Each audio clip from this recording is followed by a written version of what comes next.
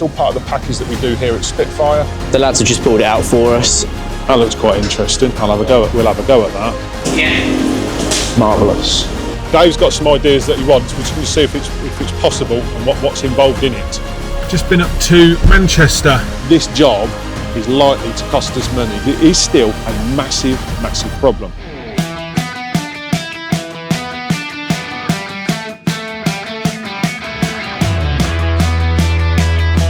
Welcome back to episode 33, I think this is. Okay, we're Monday, and today, me and Adam, we are off to Birmingham. We've got a bit of a different one today. Now, if you've been watching the channel, you'll know that we've done a pallet line conveyor and some other bits and bobs for a company up in Birmingham. And today, we've got JMO up there, we've got Sean the electrician, just doing some final tweaks and adjustments. Sean's there because they want to move the unloading point down the conveyor, so he's having to move sensors and reprogram the actual system itself for when the pallets stop in the unloading position. And JMO is there to put an air booster. I don't know if you remember in a previous episode we said we hadn't got enough air pressure from the customer, so we just ordered a air booster which will increase the air pressure going to the air cylinder to lift the 90 degrees. So James up there doing that, Sean's doing that, got Adam with me in that. We're going up today in that because we're going to be doing some operator training. So the plan is to get up there, give their operators some training. It's all part of the package that we do here at Spitfire. And what we'll do is we'll do some operator training. We'll probably give them a certificate of competence just so they understand it all. And then we'll be heading back to the office in a bit. So let's see you at Birmingham.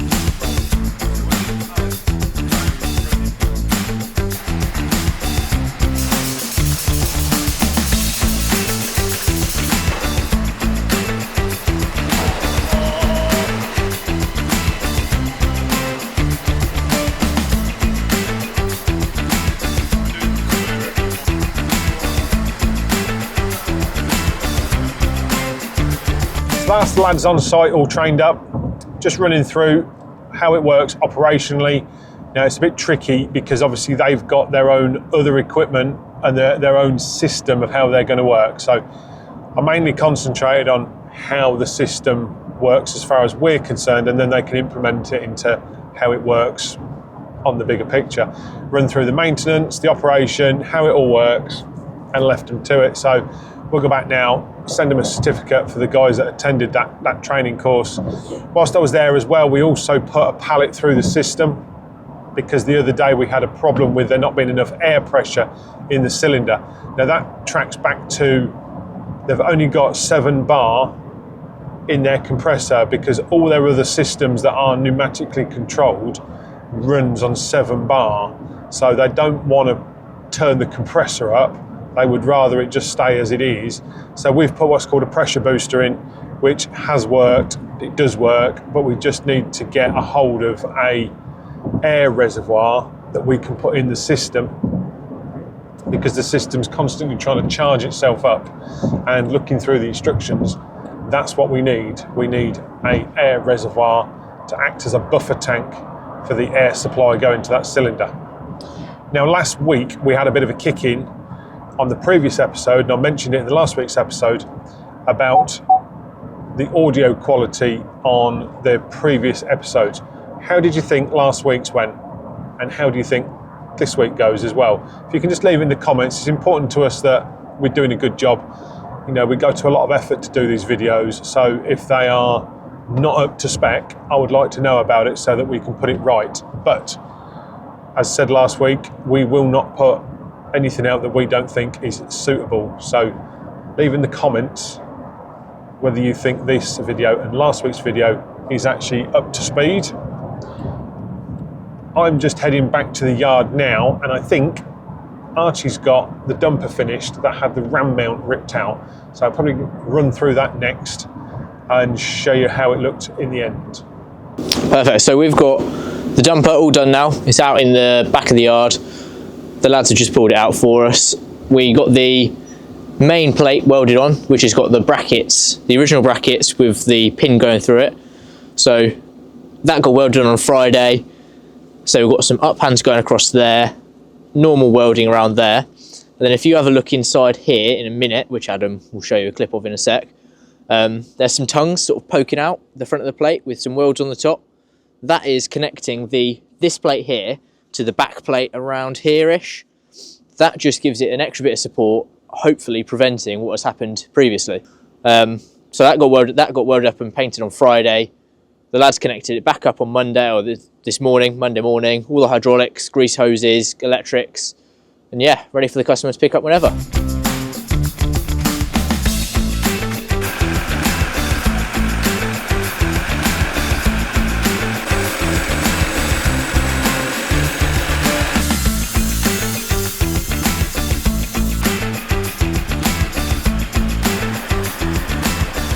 So today's Tuesday, got a busy day today. We've got some people coming today, some YouTube subscribers that have seen us on YouTube, and they're going to bring us a gift. So we'll show you what they're about when they get here. We've got various different meetings today. We've got a meeting this morning that's all about lean manufacturing and some of the efficiencies. Last week's video told you about some of the efficiencies that we're going to do in the workshop and around the business, and this week it's how we actually put that into practice. So we've got a meeting this morning all about how we're going to put that into practice and the people involved in doing that. So we'll explain that to you in a minute. And also today we've got another YouTuber coming to see us. We've got Dave from D&J Projects coming this afternoon. Him and Bernie are coming down. Me and Andrea are going to go out for lunch with them, and then when we get back we're going to have a look around his shredder that got delivered last week to work out what we're going to do with that, because we need to do some work to that to make it a little bit more suitable for Dave's operation. So yeah, busy day, let's crack on. So we'd have sort of 3 bays in here, and then that sort of slowed down a little bit. So now it's not tall enough to do a lot of stuff, but we'll try and do the smaller stuff in here. Full length of this building, it's so windy up here. Ah, right, yeah. Just rip it apart. Yeah. Because it's not physically attached to the ground, I thought that would get round that. Yeah. No, it doesn't. Right. It doesn't. Anything more than 30 days in one spot, it's no longer temporary.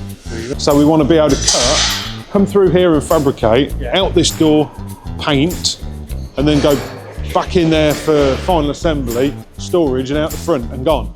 That's the plan. This is going to be a machine that we're doing in partnership with another local company. There's probably 2 days of design time in that, probably more to be fair, and we can't use it anywhere else.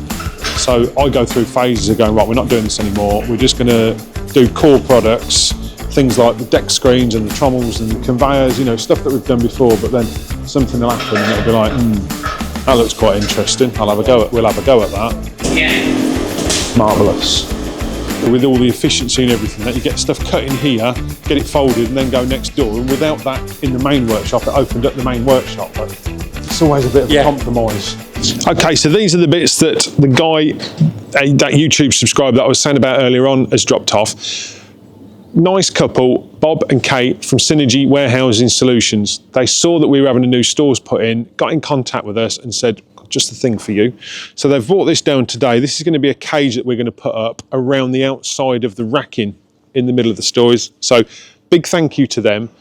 I'll get Adam to put up their business and a screenshot of their website. So if anybody's in the market for anything to do with warehouse equipment, racking, loading conveyors, that sort of thing, they seem to specialise in more distribution warehousing. But go to their website, check them out. If it's of any use to anybody, have a word with them. Really nice couple. I'm sure you got on really well with them. Okay, so we've got Dave from D&J with us. We've just been out for lunch, and Dave's been picking my brains on how to be successful on YouTube. So hopefully, Dave, you'll be able to up your channel. I'm going to be able to take that away with me. All that knowledge. I think it might have been the other way around, actually. So we're going to have a walk around the shredder, because obviously this is Dave's shredder. We're going to walk around. Dave's got some ideas that he wants. We're just going to see if it's possible and what's involved in it. So first thing we want to do is look at opening the top up. Yeah. And you want to load from the side, don't you? I want to be able to load with selector grab, Yeah. so we're not loading by hand to make it more efficient. Yeah. It needs to be reliable, and we need to be able to sit the machine in one place so I can load it from one place. Now, my thoughts were the conveyor coming out the back, but the look on your face when I just mentioned that was a little bit... I was because this is just flat, isn't it? There's nothing to stop it from falling off the sides.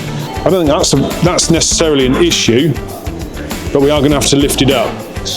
Now, which way does the cutter spin? Does it go that way? That way. So it's whether we want to... Oh no, does it? Yeah, it does. Is it? It goes that way. I remember. I'll climb up, Dave. Because that's going that way, it's bouncing off this wall here and bouncing back at you. Yeah. Where I think if we could feed it, come from here up to, say, here, and bring the back up there as well, it'll bounce and hit there and come back in, hopefully. Okay. Right, leave it with us. It better. We'll see what we can do for you. Did he weigh it? No, but I know it's heavy because they put it over there and they tried to move it in here with a forklift and yeah. I got told it was 6 ton. Fixing something that's going on in there, it's lost its connection up there somehow. There's a spline gone, so we need to do that. We're looking at moving the conveyor around the back so it comes out the back of the machine. I want to remodel the hood so that Dave can load it with his selector grab.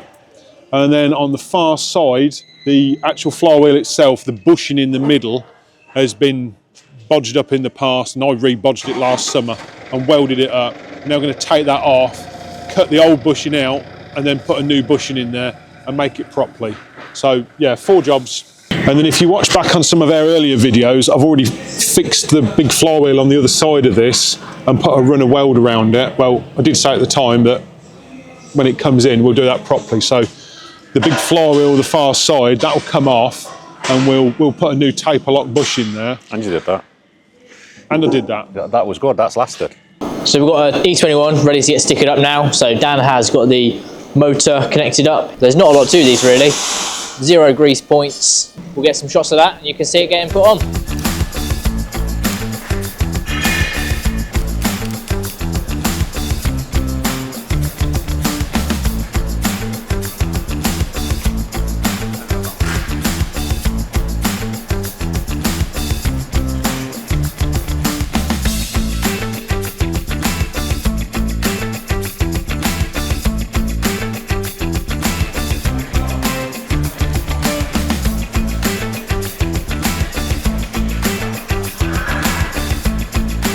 Wednesday, just got back in the yard, just been up to Manchester. I think I actually mentioned it in a previous episode. Company up in that direction, up near Manchester, it's got a big project on the go, and went up before Christmas, and when I had a look at it, we did a proof of concept drawing and a proposal. Customer liked it, did exactly what they wanted it to do. So I just went up there again today, just to sort of see where we were with it and to finish talking about some of the finer details. And it's a project where there's 2 optical sorting machines involved in this, and we're at the stage now where the customer has said we're definitely doing it. Work's coming our way as it stands at the minute. It's quite a big project, lots of conveyors, lots of metal work, framework, and a trommel and an in-feed hopper. So they're just waiting for the manufacturer of the optical sorters to do some final testing next week, and then they'll know exactly what software they're going to use in that machine and what machine it's going to be. At that point, they can then start placing the orders. So fingers crossed that's coming our way next week, because that's going to be a good job, and we'll get to bring it all on the channel so you can see how we do it from start to finish, the design all the way through to installation. I think the machines, the optical sorters, the manufacturer has held a build slot of towards the end of March, I think. So when they do give us the go ahead, it will be all systems go. It's probably going to be an install in maybe April, May time at the minute, looking at it. So yeah, we've got quite a bit to do, quite a big job, got quite a bit to do. So fingers crossed we get a phone call next week about that, and we'll be cracking on with that new job for the new year. Okay, so a few episodes back, it's been a little while now, we showed you this project. This has been an ongoing project for some time. It's sort of one of those projects that was on the back burner, and we now really need to bring it to the front. So we're cracking on with it now. Now, we built the bed a couple of months ago for it now, I think, and now we're sort of fitting it onto the truck because the customer's got his new truck in. So this week the lads have been fitting the subframe and everything to the truck, and I think the plan later on today is to put that body on here. Now this is one of those jobs that when we took it on initially, we wouldn't normally do a job like this, but it was earlier on last year and things were relatively quiet. It's like, yeah, okay, fair enough, we'll do it. Just had a meeting on this, and this has gone way over on hours. This job is likely to cost us money. By the time it's done, we think this is actually likely to cost us money to do this job. So, bit of a lessons learned on this one. Don't think we priced it too cheaply. I think we priced it fairly for what it is, but because it's one of them jobs that's been picked up, put down, we were started off by trying to refurbish the old bed. Now we made a new bed. There's a time lost in doing that. Different bits and bobs of how, as a company, we've gone about doing it has made us a little bit inefficient, and now we're picking the cost up for that. So not all jobs that we do are profitable. It is a bit of a numbers game at times, and hopefully you make money out of the majority of them, and that's how you keep the job going. So sometimes a job will be a curveball and will cost you, and I think this one is likely to cost us. But the plan is we're going to get that put on here, I think later on today, and then there is the top, it's actually in that workshop there, that will go on top, the top spec lift, so that everything will be together hopefully today. And then all that's left is fitting up the hydraulic pipes and doing all the wiring. It's got side markers all down the sides of the body, and we'll get the body all wired up. It's got some lights across the top, there's a winch on the front, different bits and bobs. So hopefully when it's all together, we can probably back it in the workshop into the final assembly area, and we can start getting it all piped up. So we're nowhere near having it done, but it'll be better to see it all put together. So hopefully that's going to happen later on today.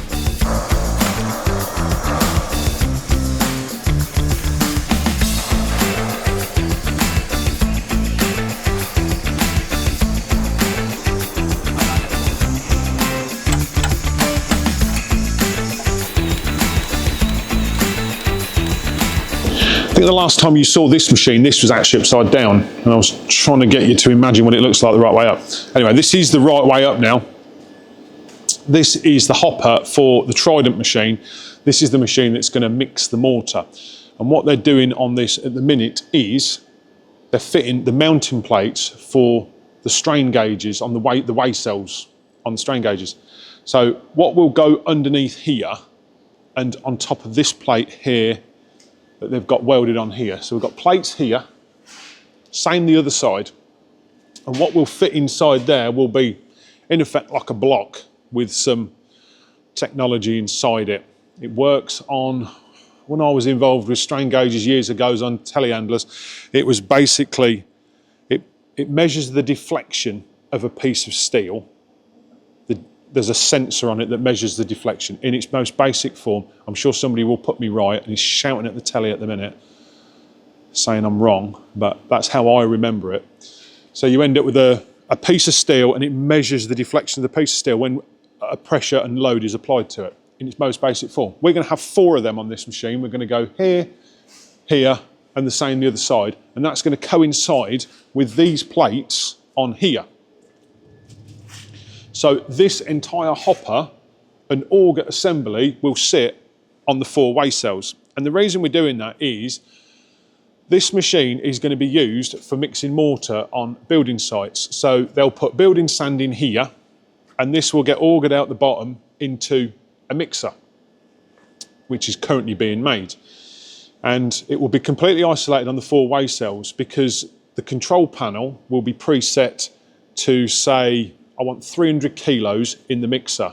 So the weigh cells will say, you've got 2,000 kilos of sand in the hopper. You'll press the button and it'll reverse batch mix, I think they call it, something like that. And what it'll do, it'll take that 2,000 kilos, it's preset to 300, so it'll wind down, wind down, wind down, and then when it gets to 1,700 kilos, it will stop feeding material out. And at that point, you know that you've got 300 kilos in there. Now, originally when we did this, I wanted to put the weigh cells on the mixer, because then you know that the material inside the mixer is a set weight. And that's ultimately what we wanted to do. But when we spoke to the people about the weigh cells, they said, because of the twisting and turning and the movement of the load inside with the mortar mixing about, you wouldn't get a very accurate reading, and they couldn't guarantee. I think it was, they could guarantee it within 5%, but if they put the load cells on the hopper like this, they can guarantee the weight to within 1%. So that's why we've done it this way. So that's going to go through mix, reverse, batch mix through the control panel. As I say, the last time you saw this, this was upside down. It's now the right way up.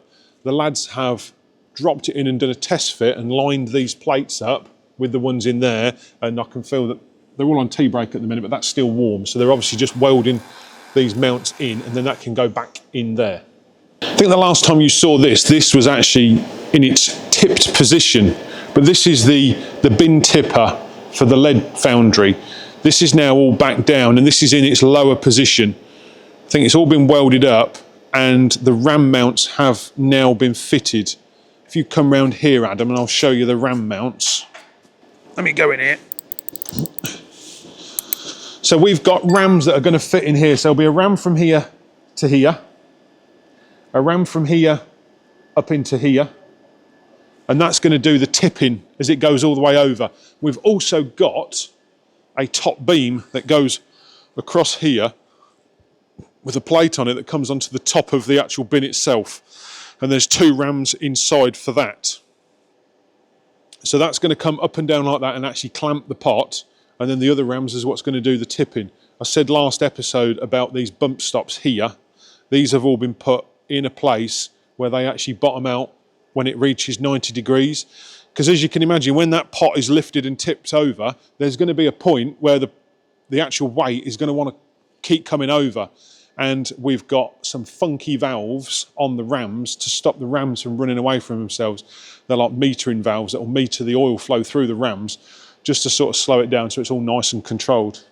Interestingly, the customer's still asking questions about this. They've signed it off months ago, and they're still asking different questions about it, which we are answering. So I think they're quite looking forward to seeing it when it's done. Now, one thing I mentioned in 2 episodes ago, we've got a couple of new products. Now, I've just showed you the Trident one. We've got another new product that we've done that we've been speaking about it for some time, but we've actually drawn it and we're actually going to build one. And we've had a meeting this week with one of our customers. They're quite excited about it. Now, the product is going to help people that have a problem with site security on site. Now, anybody who's in the building game will know people nicking stuff off a site is actually quite a big problem. Now, the options people have got available to them at the minute is probably a shipping container, like we've got for the foundry company at the minute. One of them with an extra lock on it. We also make, for one particular customer, some boxes that they put in the ground and put a digger bucket on. There's all sorts of different ways that people get around it, but it is still a massive, massive problem. So we've put our heads together and come up with a solution to this problem. And we've come up with something that we're going to call the site bank. And we'll show you some pictures of that now. We've done some renders of it, we've designed it, and we've done some renders of it, and we'll show you some pictures of that now. So as you can see from them pictures, it's basically a big metal box. It's about it's 2.4 metres long, it's 1250 mil wide, and it's 2 metres high. And the idea is that there's a sliding door that you open and you can go inside, and there's shelves each side that can come out, so you can put big stuff in, or you've got shelves to put stuff in. And it's concrete lined. So if you wanted to attack it with a disc cutter, for instance, we've got a container up here that our neighbour's got. So you've got a 20-foot container. And we all know that if you've got a disc cutter, a few minutes, you'll have a hole in that, and you can get inside it. But the way that we're doing ours is we're having an inside and an outside metal skin, but we're actually, when we build it, we're building it in such a way, we build it without the lid on top, and we're going to pour concrete, so all the walls, the floor and the roof is going to be concrete encased. So to actually cut inside it is going to be very difficult. The lock mechanism is a bit special as well. That's not going to be easy to get round. And it's going to weigh about 4 tonne, we reckon. We don't know 100% what it's going to weigh at the minute because we're going off of what the CAD model says, but we think it's going to be around 4 tonne. So the chance of people sort of getting up on site and shoving it over and moving it around, that's never going to happen. It's also never going to have any forklift pockets or lifting points on the outside. So to move it, you'll have to remove some dummy pins and fit a lifting device to move it. So you can't move it, you can't cut into it. It's really secure, and we're thinking of ways of how we can promote it. One of the ideas being floated around at the minute is we put a load of cash inside it and drop it off somewhere, leave it a weekend, and then go back on Monday and see if the cash is still in it. So if you've got any ideas of how we should promote this along those lines, leave it in the comments, please.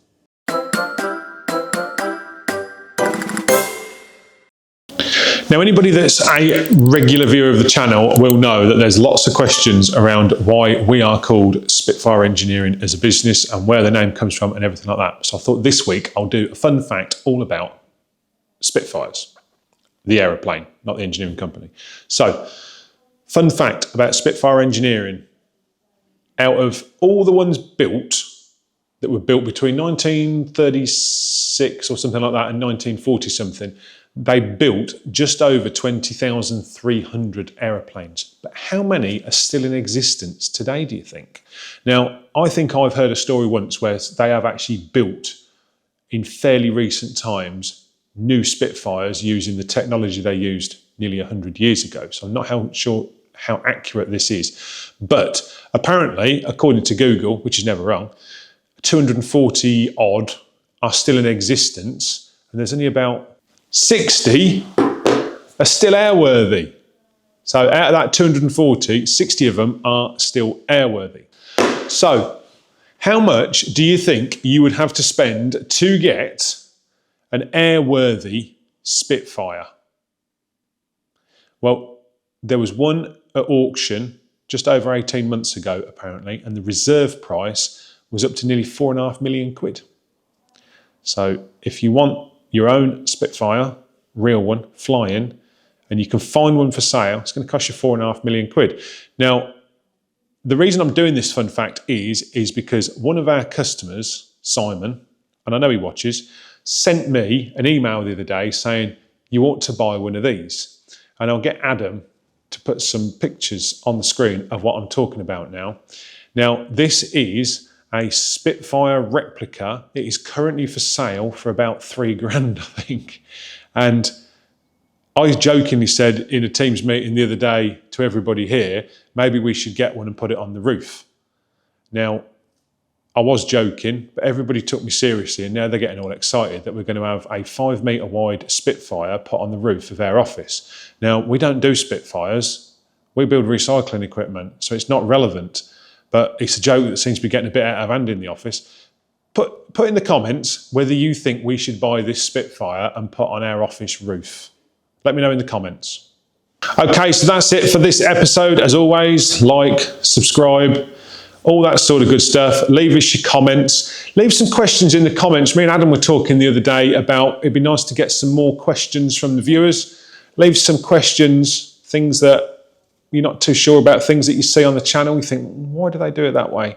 You know, how does that work? You know, any comments or questions you've got, please leave them, and we will try and answer some questions every week. If there is some, we'll try and answer the questions in the next episode. So until next week, we'll see you then.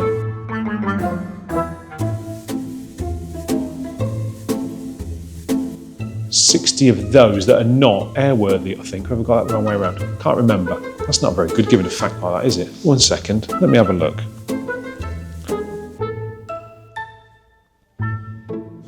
Hold on, hold on, let it roll, because there's another fact there that I was going to say what it was.